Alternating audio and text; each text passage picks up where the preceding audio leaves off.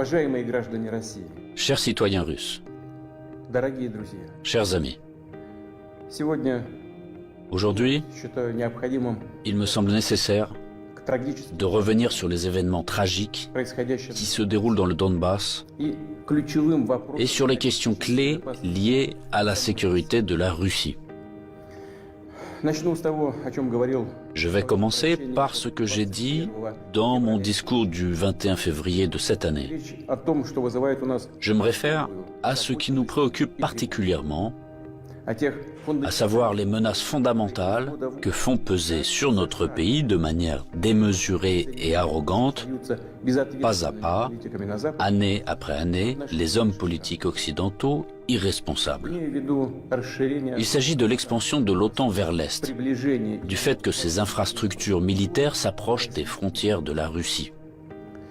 On sait très bien que depuis 30 ans, nous nous efforçons, avec persistance et patience, de parvenir à un accord avec les principaux pays de l'OTAN sur les principes de sécurité égale et indivisible en Europe.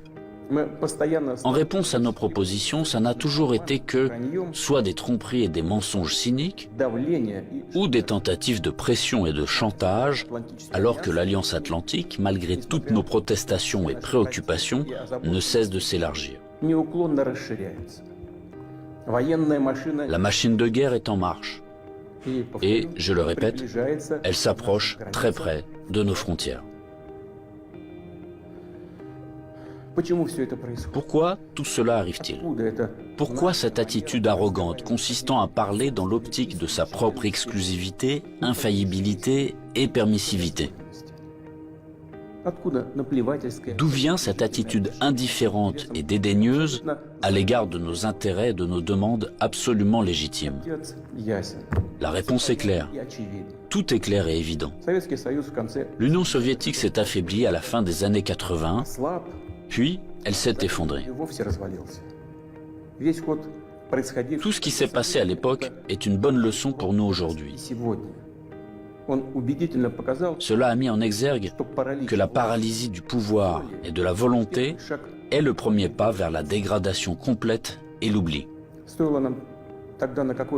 Dès que nous avons perdu notre confiance en nous-mêmes, un certain temps, l'équilibre des pouvoirs dans le monde a été rompu. Cela a conduit à une situation où les traités et accords existants ne sont plus réellement en vigueur. La persuasion et les demandes n'ont aucun effet. Tout ce qui ne convient pas aux détenteurs de l'hégémonie, aux grands de ce monde, est qualifié d'archaïque, obsolète et inutile. Et inversement, tout ce qui leur semble avantageux est présenté comme la vérité ultime, est imposé à tout prix, de manière insolente, par tous les moyens. Ceux qui ne sont pas d'accord finissent à genoux.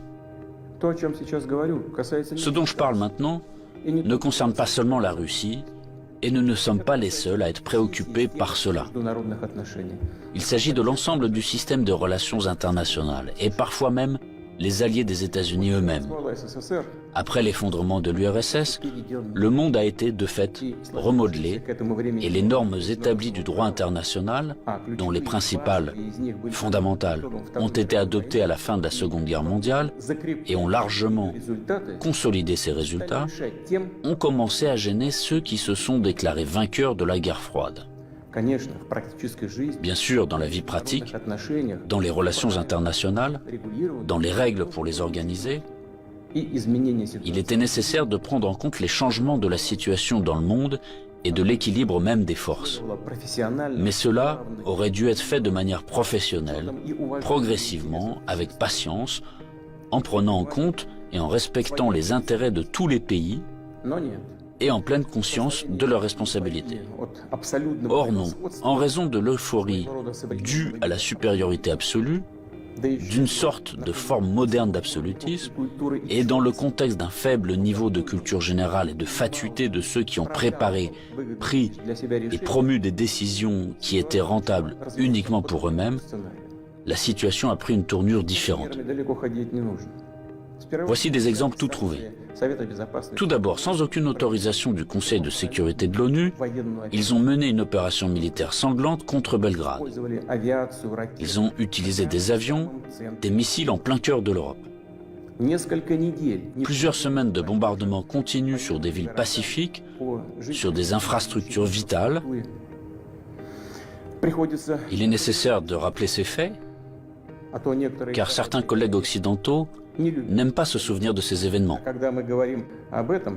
Et quand nous en parlons, ils préfèrent faire référence non pas aux normes du droit international, mais aux circonstances qu'ils interprètent comme ils l'estiment nécessaires.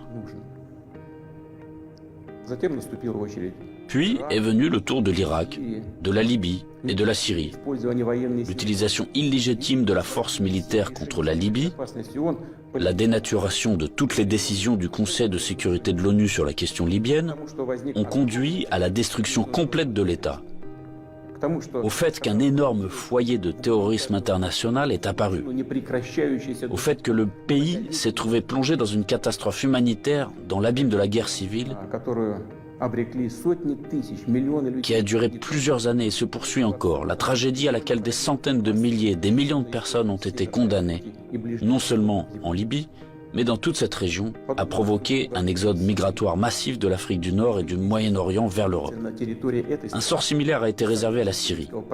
Les opérations militaires de la coalition occidentale sur le territoire de ce pays, sans le consentement du gouvernement syrien et sans la sanction du Conseil de sécurité de l'ONU, ne sont rien d'autre qu'une agression, une intervention. Cependant, l'invasion de l'Irak, qui n'avait aucun fondement juridique non plus, occupe une place particulière. Comme prétexte, ils ont choisi les prétendues informations fiables dont auraient disposé les États-Unis sur la présence d'armes de destruction massive en Irak. Pour preuve, le secrétaire d'État américain agitait publiquement devant le monde entier un tube rempli de poudre blanche assurant tout le monde qu'il s'agissait d'une arme chimique en cours de développement en Irak. Et puis il s'est avéré que tout cela était une manipulation, du bluff. Il n'y avait pas d'armes chimiques en Irak. C'est incroyable, surprenant, mais le fait est là. Il y a eu des mensonges au plus haut niveau étatique et du haut de la tribune de l'ONU. Et en conséquence de cela, il y a eu des sacrifices énormes, des destructions, une progression incroyable de terrorisme. En fait, on a l'impression que pratiquement partout, dans de nombreuses régions dans le monde, là où l'Occident vient mettre en place son ordre, cela se termine en blessures sanglantes qui ne cicatrisent pas, en plaies que sont le terrorisme international et l'extrémisme. Tout ce que j'ai évoqué en est l'exemple le plus flagrant, mais ce n'est en aucun cas le seul exemple du mépris du droit international. S'ajoutent à cela les promesses faites à notre pays de ne pas étendre l'OTAN d'un pouce vers l'Est. Je le répète, ils ont menti, ou en termes populaires, ils nous ont tout simplement arnaqués. Oui, on entend souvent dire que la politique est quelque chose de sale, peut-être, mais quand même pas à ce niveau-là. Après tout, un tel comportement de tricheur contredit non seulement les principes des relations internationales, mais surtout les normes de moralité et d'éthique généralement reconnues. Où sont la justice et la vérité ici? Ce ne sont que des mensonges et de l'hypocrisie. Par ailleurs, des hommes politiques, des politologues et des journalistes américains eux-mêmes écrivent et parlent du fait qu'un véritable empire du mensonge a été créé aux États-Unis ces dernières années. Difficile de ne pas être d'accord avec ça, c'est ainsi. Mais il ne faut pas jouer les modestes. Les États-Unis restent un grand pays, une puissance avec un rôle moteur. Tous leurs satellites non seulement leur donnent raison, avec résignation et humilité, ils se joignent à leur rhétorique pour n'importe quelle raison, mais ils copient également leur comportement. Ils acceptent avec enthousiasme les règles proposées. Par conséquent, nous avons toutes les raisons d'affirmer avec certitude que l'ensemble de ce qu'on appelle le bloc occidental, formé par les États-Unis à leur image, est dans cet ensemble cet empire du mensonge. Quant à notre pays, après l'effondrement de l'URSS, malgré toute l'ouverture sans précédent de la nouvelle Russie moderne, la volonté de coopérer honnêtement avec les États-Unis et d'autres partenaires occidentaux, et dans les conditions d'un désarmement quasi unilatéral, Ils ont immédiatement essayé d'aller jusqu'au bout, de nous achever, de nous détruire complètement. C'est exactement ce qui s'est passé dans les années 90, au début des années 2000, lorsque l'Occident, dit collectif, a soutenu très activement le séparatisme et les gangs de mercenaires dans le sud de la Russie. Quels sacrifices, quelles pertes, tout cela nous a-t-il alors causé? Quelles épreuves avons-nous dû traverser avant de briser définitivement le terrorisme international dans le Caucase? Nous nous en souvenons et nous ne l'oublierons jamais. En fait, jusqu'à récemment, ils n'ont cessé de chercher à nous utiliser dans leurs propres intérêts, de détruire nos valeurs traditionnelles, de nous imposer leurs pseudo-valeurs, ce qui nous consumerait, nous, notre peuple, de l'intérieur. Ces attitudes qu'ils imposent déjà agressivement dans leur pays et qui conduisent directement à la dégradation et à la dégénérescence, car ils contredisent la nature humaine. Cela n'arrivera pas et personne n'y est jamais arrivé. Cela ne fonctionnera pas non plus maintenant. Malgré tout, en décembre 2021, nous avons une nouvelle fois tenté de nous mettre d'accord avec les États-Unis et leurs alliés sur les principes pour assurer la sécurité en Europe et le non-élargissement de l'OTAN. Tout cela en vain. La position américaine ne change pas. Ils ne considèrent pas comme nécessaire de négocier avec la Russie sur cette question clé pour nous. Ils poursuivent leurs propres objectifs et négligent nos intérêts. Et bien sûr, dans cette situation, nous nous demandons, que faire ensuite? À quoi s'attendre? L'histoire nous apprend qu'en 1940 et au début de 1941, l'Union soviétique a tenté d'empêcher, ou du moins de retarder, la guerre par tous les moyens. Pour ce faire, elle a essayé littéralement jusqu'à la dernière minute de ne pas provoquer un agresseur potentiel. Elle n'a pas pris ou reporté les mesures les plus nécessaires et les plus évidentes visant à se préparer et repousser une attaque inévitable. Et les mesures qui ont finalement été prises étaient dramatiquement tardives. En conséquence, le pays n'était pas prêt à faire face à pleine capacité à l'invasion de l'Allemagne nazie qui attaquait notre patrie sans déclaration de guerre le 22 juin 1941. L'ennemi a été arrêté, puis écrasé, mais à un coût colossal. La tentative d'amadouer l'agresseur à la veille de la Grande Guerre patriotique s'est avérée être une erreur qui a coûté cher à notre peuple. Au cours des premiers mois de la guerre, nous avons perdu de vastes territoires stratégiquement importants et des millions de personnes. Nous ne ferons pas une telle erreur une deuxième fois. Nous n'en avons pas le droit. Ceux qui revendiquent la domination mondiale publiquement, en toute impunité et, je le souligne, sans aucune justification, nous déclarent, nous, la Russie, leur ennemi. En effet, ils disposent aujourd'hui de grandes capacités financières, scientifiques, technologiques et militaires. Nous en sommes conscients et nous évaluons objectivement les menaces qui nous sont adressées constamment dans le domaine de l'économie, ainsi que notre capacité à résister à ce chantage impudent et permanent. Je le répète, nous les évaluons sans illusion, de manière très réaliste. En ce qui concerne le domaine militaire, la Russie moderne, même après l'effondrement de l'URSS et la perte d'une grande partie de son potentiel, est aujourd'hui l'une des puissances nucléaires les plus fortes du monde, et elle dispose en outre d'avantages en ce qui concerne un certain nombre d'armes de pointe. Il ne devrait donc faire aucun doute qu'une attaque directe contre notre pays entraînerait une défaite et des conséquences désastreuses pour tout agresseur potentiel. Cependant, les technologies, y compris en matière de défense, évoluent rapidement. Le leadership dans ce domaine a changé et changera encore demain, tandis que la conquête militaire des territoires adjacents à nos frontières, si nous laissons cela se produire, se poursuivra pendant des décennies, ou peut-être pour toujours. Et cela constituera une menace toujours plus grande et totalement inacceptable pour la Russie. Aujourd'hui même, alors que l'OTAN s'étend vers l'Est, la situation pour notre pays se dégrade et devient chaque année plus dangereuse. En outre, ces derniers jours, les dirigeants de l'OTAN ont explicitement évoqué la nécessité d'accélérer, de forcer l'avancée des infrastructures de l'Alliance vers les frontières de la Russie. En d'autres termes, ils renforcent leur position. Nous ne pouvons plus nous contenter de regarder ce qui se passe. Ce serait complètement irresponsable de notre part. La poursuite de l'expansion de l'infrastructure de l'Alliance Atlantique, la conquête militaire des territoires de l'Ukraine qui a commencé, tout cela est inacceptable pour nous. Le problème, bien sûr, ce n'est pas la structure de l'OTAN elle-même. Elle n'est qu'un instrument de la politique étrangère des États-Unis. Le problème est que sur les territoires qui nous sont adjacents, je vous le fais remarquer, sur nos propres territoires historiques, une anti-Russie est en train d'être créée, qui a été placée sous un contrôle extérieur total, qui est colonisée de manière active par les forces armées des pays de l'OTAN, et où il y a un afflux d'armes les plus modernes.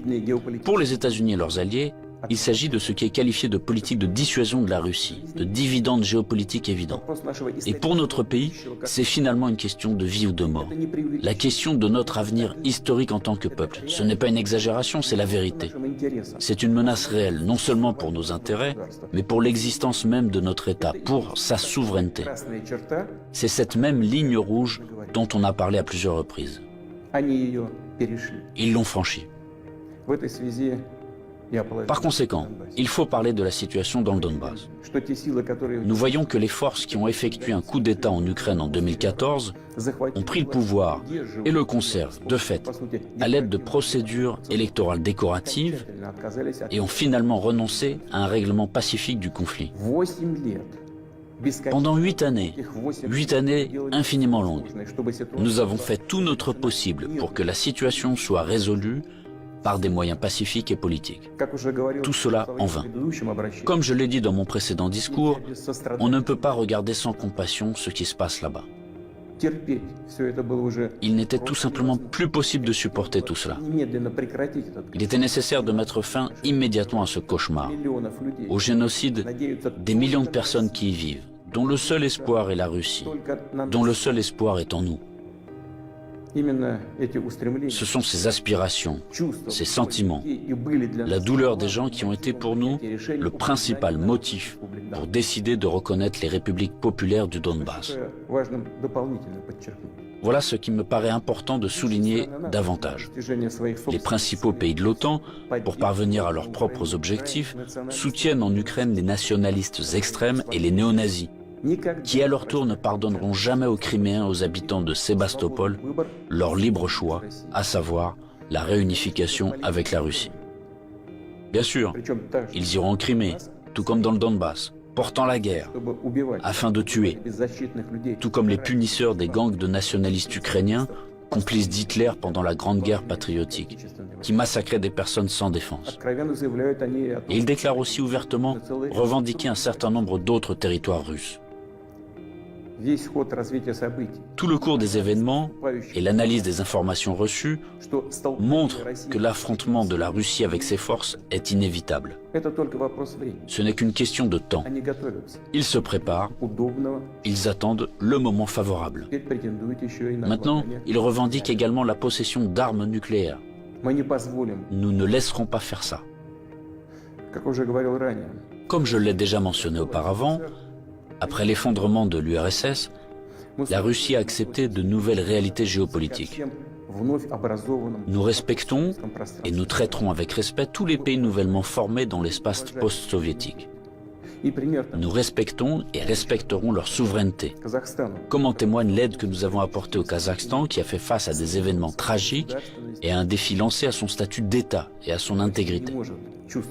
Mais la Russie ne peut pas se sentir en sécurité, se développer, exister avec une menace constante venant du territoire de l'Ukraine contemporaine. Je rappelle que dans les années 2000-2005, nous avons riposté militairement aux terroristes du Caucase, défendu l'intégrité de notre État, préservé la Russie. En 2014, nous avons soutenu les Criméens et les résidents de Sébastopol. En 2015, nous avons utilisé les forces armées pour mettre un obstacle sûr à l'infiltration de terroristes de Syrie en Russie. Nous n'avions pas d'autre moyen de nous protéger. La même chose se produit à l'heure actuelle. On ne nous a tout simplement pas laissé d'autres possibilités de protéger la Russie, notre peuple, à l'exception de celles que nous devrons utiliser aujourd'hui. Les circonstances exigent que nous prenions des mesures décisives et immédiates. Les républiques populaires du Donbass ont demandé de l'aide à la Russie. À cet égard, conformément à l'article 51, partie 7 de la Charte des Nations Unies, conformément à l'autorisation votée par le Sénat de la Fédération de Russie et en application des traités d'amitié et d'assistance mutuelle avec la République populaire de Donetsk et la République populaire de Lugansk, ratifiés par l'Assemblée fédérale le 22 février dernier, j'ai décidé de mener une opération militaire spéciale. Son objectif est de protéger les personnes qui souffrent des abus et du génocide de la part du régime de Kiev depuis 8 ans. À cette fin, nous nous efforcerons de démilitariser et de dénazifier l'Ukraine et de poursuivre en justice ceux qui ont commis des crimes nombreux et sanglants contre des civils, y compris des citoyens de la Fédération de Russie. Dans le même temps, nous ne planifions pas d'occuper des territoires ukrainiens. Nous n'avons pas l'intention d'imposer quoi que ce soit à qui que ce soit par la force. Cependant, nous entendons de plus en plus souvent dire en Occident que les documents signés par le régime totalitaire soviétique qui instaurèrent les résultats de la Seconde Guerre mondiale ne devraient plus être appliqués. Eh bien, quelle est la réponse à cette question? Les résultats de la Seconde Guerre mondiale sont sacrés, tout comme les sacrifices de notre peuple sur l'autel de la victoire sur le nazisme. Et cela ne contredit pas les hautes valeurs des droits de l'homme et des libertés fondées sur les réalités de toutes les décennies d'après-guerre.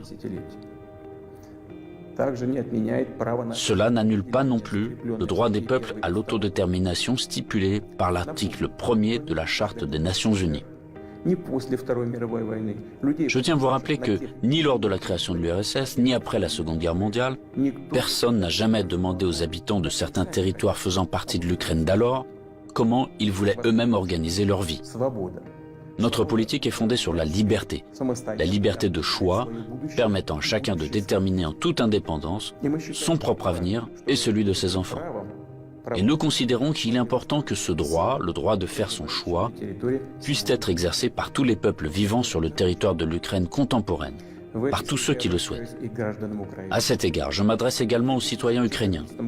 En 2014, la Russie a été obligée de protéger les habitants de Crimée et de Sébastopol de ceux que vous traitez vous-même de nazis. Les habitants de Crimée et de Sébastopol ont choisi de rejoindre leur patrie historique, la Russie, et nous l'avons soutenu. Je le répète, il était tout simplement impossible de faire autrement. Les événements d'aujourd'hui ne sont pas liés à la volonté de porter atteinte aux intérêts de l'Ukraine et du peuple ukrainien. Ils sont liés à la nécessité de protéger la Russie elle-même contre ceux qui ont pris l'Ukraine en otage et tentent de l'utiliser contre notre pays et son peuple. Je le répète, nos actions relèvent de l'autodéfense, contre les menaces qui pèsent sur nous et contre un désastre encore plus grave que celui d'aujourd'hui.